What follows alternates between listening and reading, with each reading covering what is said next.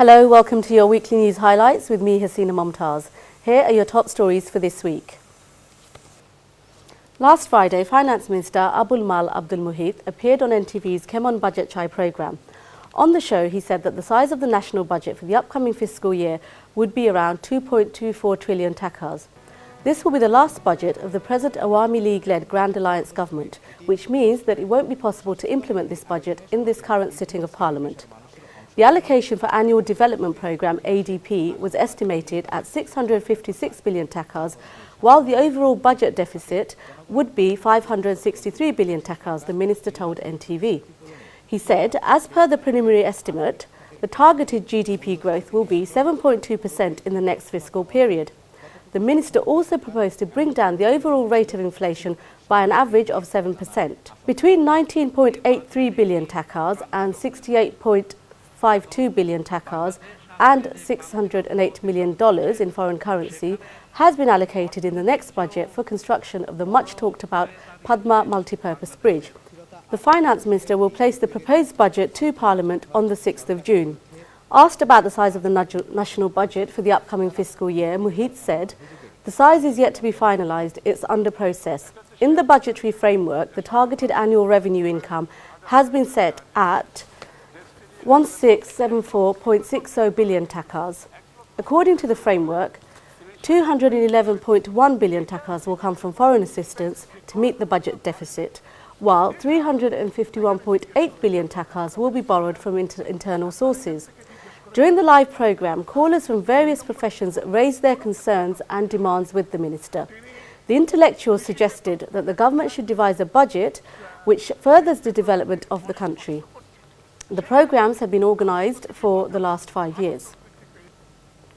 US Secretary of State John Kerry on Friday urged the Bangladeshi government for a quick passage of an amendment to the labour law of the country.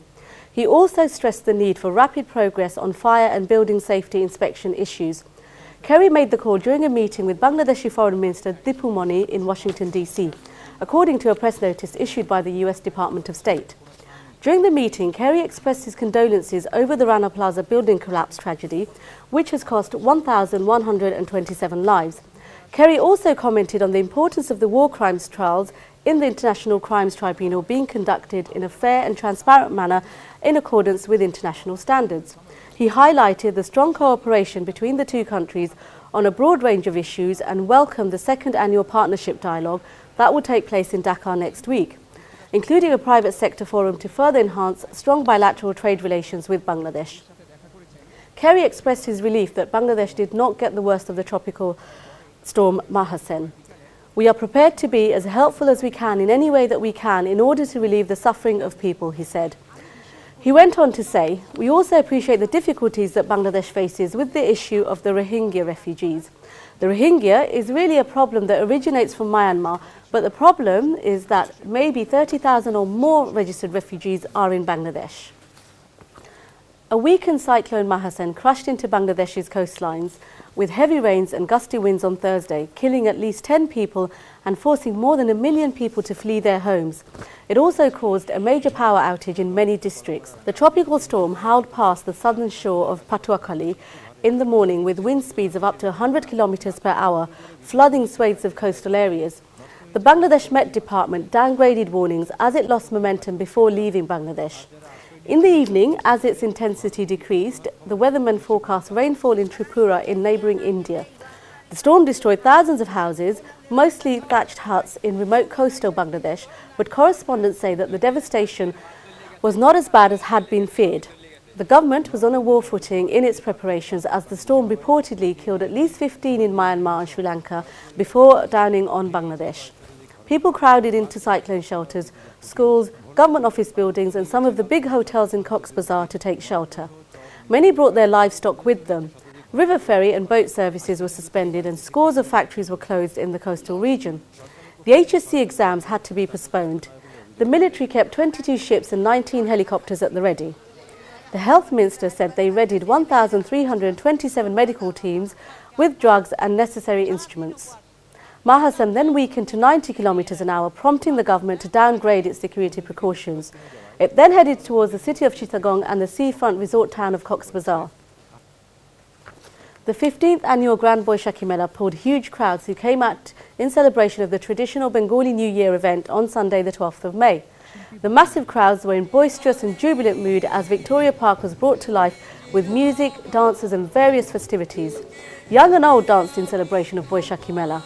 A colourful rally proceeded from Weavers Field and paraded through Bethnal Green, Old Ford Road, before gathering at Victoria Park, as is the tradition of the Boishakhi Mela.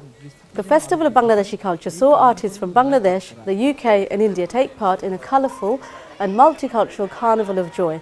Popular Bengali television channel NTV was the media partner for the event and broadcast it for the first time around the world. The Mela committee said that by being involved in the Mela, NTV had contributed to spreading this celebration to Bengalis in every corner of the world.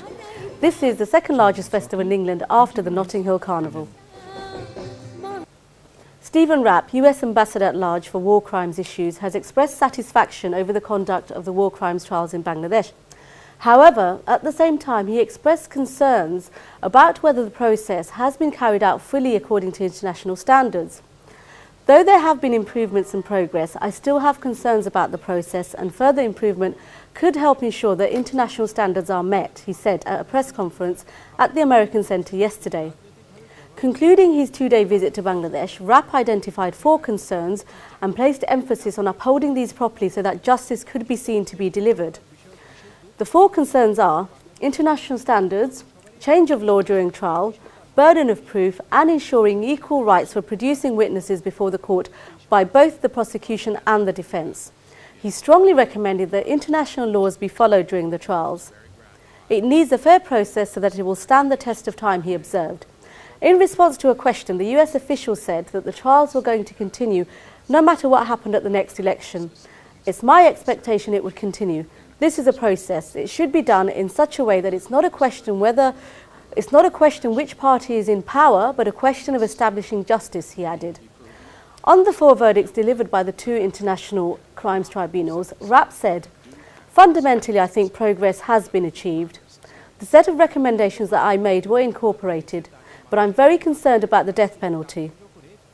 Law Minister Shafiq Ahmed held talks with the US ambassador in the former's office in the capital yesterday. Ahmed said it can be done only with the greatest care.